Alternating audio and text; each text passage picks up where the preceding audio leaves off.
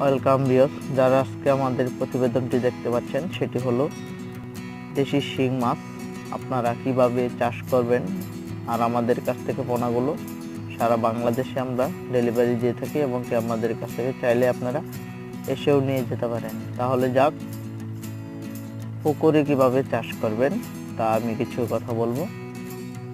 দেশি শিং মাছ পুকুরে ছাড়তে গেলে বড় সড়ো পুকুরের দরকার। মনে করেন মিনিমাম 10 কাঠা, 15 কাঠা, 20 কাঠা হলে বেশি ভালো হয়।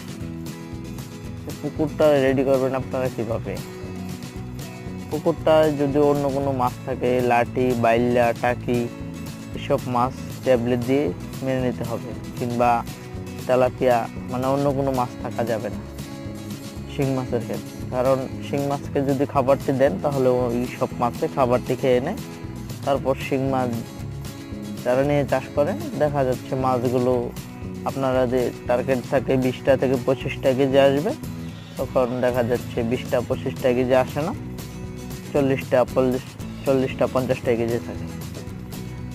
তার কারণে মাছগুলো ওইগুলি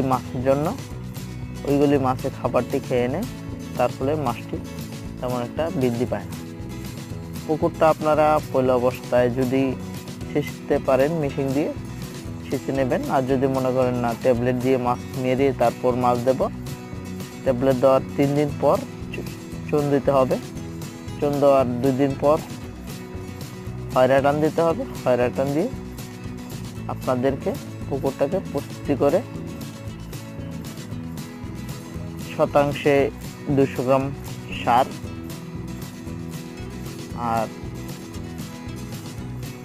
কাঠাতে 1 কেজি করে খোল ছিটিয়ে মেরে তারপর পুকুরটা প্রস্তুত করে আপনাদের পোনাগুলো ছাড়তে হবে।